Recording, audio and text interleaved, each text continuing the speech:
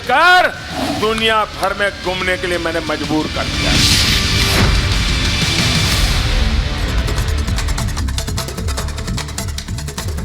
नमस्कार, मैं हूं आपके साथ प्रियंका शर्मा। रिपब्लिक भारत में आप सभी का स्वागत है। बुलेटिन की शुरुआत करेंगे बड़ी खबर के साथ। आखिर ये अब्दुल रहमान मक्की है कौन और इससे जुड़ी क्या बड़ी खबर है, इसके लिए हम सीधा रुख करेंगे हमारे सहयोगी मृदुल की तरफ।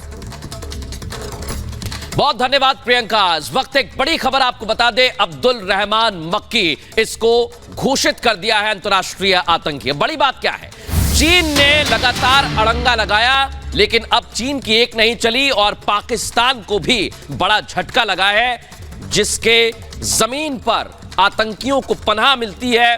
पाकिस्तान वो पनाहगार बन चुका है और पाक आतंकी अब्दुल रहमान आतंकी घोषित कर दिया गया है। यूएनएससी ने, United nation for security council ने ग्लोबल आतंकी घोषित कर दिया है। यानी दुनिया भर में जो आतंकवादियों की लिस्ट है उसमें मक्की का नाम जुड़ गया है और यह हाफिज सईद का रिश्तेदार है।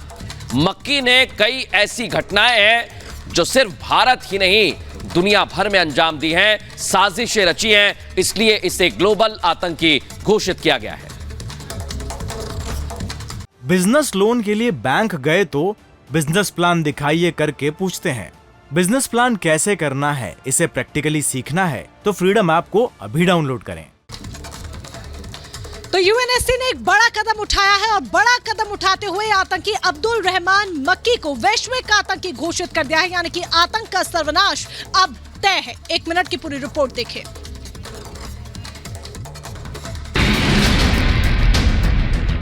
यूएनएससी यानी संयुक्त राष्ट्र सुरक्षा परिषद ने आतंकवाद पर चोट करते हुए बड़ा कदम उठाया। यूएनएससी ने पाकिस्तानी आतंकी अब्दुल रहमान मक्की को वैश्विक आतंकी घोषित कर दिया है। आतंकवादी अब्दुल रहमान मक्की को अपनी आईएसआईएल और अल कायदा प्रतिबंध समिति के तहत ग्लोबल टेररिस्ट घोषित किया गया। मक्की लश्कर-ए-तैयबा चीफ और मुंबई हमलों के मास्टरमाइंड हाफिज सईद का रिश्तेदार है। अब्दुल रहमान मक्की टेरर फंड इकट्ठा करने, युवाओं को हमले के लिए उकसाने, भारत के खिलाफ आतंकी हमलों की साजिश रचता रहा है। इतना ही नहीं, कई आतंकी साजिशों में भी मक्की का सीधा हाथ रहा है। यूएनएससी ने यह घोषणा भारत की कोशिशों के बाद की। जून 2022 में भारत ने प्रतिबंध समिति के तहत आतंकी अब्दुल रहमान मक्की को सूचीबद्ध करने के प्रस्ताव को अवरुद्ध करने के बाद चीन की आलोचना की थी, जिसके बाद ये फैसला लिया गया। तो मक्की तो सिर्फ झांकी है, अभी पाकिस्तान का सच आना बाकी है। कैसे, आइए ग्राफिक्स के जरिए आपको समझाते हैं। 2010 में भारत के खिलाफ इसने जहर उगला था, ऐसे बयानबाजी ये करता रहता है। जर्मन बेकरी धमाके में 8 दिन पहले जहरीला भाषण दिया था। पुणे में जर्मन बेकरी है जहां धमाका हुआ था, आपको याद होगा, और वहां पर इसने 3 शहरों में आतंकी हमले की धमकी दी थी।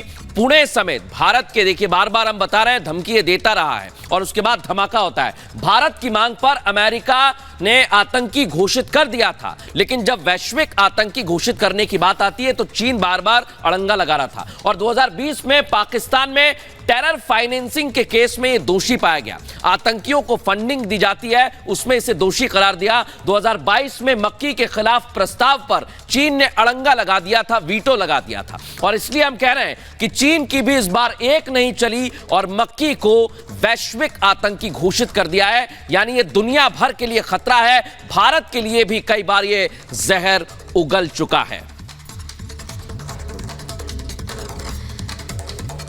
तो अगली बड़ी खबर आपको बता दें, भारत को लेकर शहबाज शरीफ का बड़ा बयान सामने आया है। दरअसल उन्होंने अल अरबिया न्यूज चैनल को एक इंटरव्यू के दौरान सीधे तौर पर ये कहा है कि हमने भारत से 3 युद्ध लड़े हैं और इसके चलते लगातार गरीबी ही सामने आई है, हमें पटकनी ही खानी पड़ी है।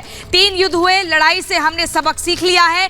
तीनों युद्ध से गरीबी और बेरोजगारी ही बढ़ी है। अब हम शांति से जीना चाहते हैं, अपनी समस्याओं को सुलझाना चाहते हैं। पाकिस्तान पीएम ने भारत से बातचीत की अपील की है। बड़ी खबर आपको बता रहे हैं, भारत से लड़कर पाकिस्तान ने मान लिया है कि उसने सबक सीख लिया है और उसके बाद जो हालात देश के हुए हैं वो आज सबके सामने है। दाने दाने को मोहताज है, आटे के लिए लड़ाइयां हो रही हैं, गोलियां चल जाती हैं और लगातार विरोध बढ़ रहा है। पाकिस्तान एकदम कंगाली की कगार पर पहुंच चुका है। तो पाकिस्तान के हालात आपने देख लिए हैं। खाने को आटा नहीं है, सब्जियां इतनी महंगी हो गई कि खरीद नहीं पा रहे हैं, गाड़ी में तेल डलवाने के लिए पैसे नहीं है। यानी पाकिस्तान कंगाल हो चुका है, कंगाली की कगार पर आ चुका है और भारत के खिलाफ लगातार जहर भी उगलता रहा है। तो बड़ा सवाल यही है कि भारत के खिलाफ युद्ध लड़ा, वहां पर भी हारे और अब कंगाली के सहारे कहां तक जाएंगे। एक रिपोर्ट आपको दिखाते हैं।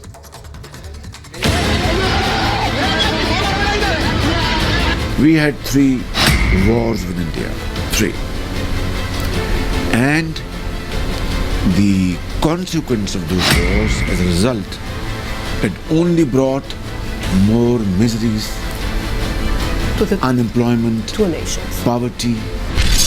ये है पाकिस्तान के प्रधानमंत्री शहबाज शरीफ। कंगाली का हाल, भूखमरी का संकट पाकिस्तान को कंगालिस्तान तक लेकर जा रहा है। पाकिस्तान को याद आ गया कि अब वो अपने सबसे बुरे दौर में है, तो पाकिस्तान के पीएम शहबाज ने भी अपने घड़ियाली आंसू बहाने शुरू कर दिए और भारत को याद करना भी शुरू कर दिया। शहबाज शरीफ ने अल अरबिया को दिए एक इंटरव्यू में माना कि पाकिस्तान को भारत से सबक मिल गया है और मोदी सरकार के रहते भारत से पंगा लेना पाकिस्तान के लिए महंगा पड़ गया। We had 3 wars with India, 3. And the consequence of those wars, as a result, it only brought more miseries, unemployment, poverty, and millions were demoted from their level of satisfaction to a lower level of satisfaction. आतंकियों की रखवाली करने वाले देश पाकिस्तान अब समझ गया है कि भारत से मुकाबला नहीं कर सकता। इतना ही नहीं, कंगाली के इस हाल पर शहबाज ने इंटरव्यू में ये बात भी कबूल कर ली है कि भारत से टकराव के बाद पाकिस्तान में बेरोजगारी आ गई और कटोरा लेकर भीख भी मांगनी पड़ रही है। गरीबी, महंगाई और बेरोजगारी के इस दास्तां को खत्म करने के लिए भी पाकिस्तान के शहबाज ने पीएम मोदी को याद किया। बातों ही बातों में शहबाज ने पीएम मोदी से बात करने और मदद मांगने का भी संदेश दे दिया। My message to the Indian leadership and Prime Minister Modi is that let's sit down on the table and have serious and sincere talks to resolve our burning issues. वहीं एक दौर का जिक्र करते हुए भी शहबाज ने हाल ही में कहा कि दूसरे देशों से कर्ज मांगना भी शर्मनाक है और ये कोई समाधान नहीं है। पीएम मोदी की कूटनीति और आतंकवाद पर सख्त कार्रवाई से ये तो साफ हो गया कि पाकिस्तान अब भारत से डरा सहमा हुआ है। पाकिस्तान को पता चल गया कि अब वो भारत का सामना नहीं कर सकता, नहीं तो पाकिस्तान इससे भी बुरे दौर में जा सकता है। हाल बुरा है। पाकिस्तान जब दुनिया के सामने हवाई बातें कर रहा था और आतंकवाद को पनाह देने में व्यस्त था, तब अंदर ही अंदर पाकिस्तान कंगाल हो रहा था। पाकिस्तान आज दाने दाने के लिए मोहताज है।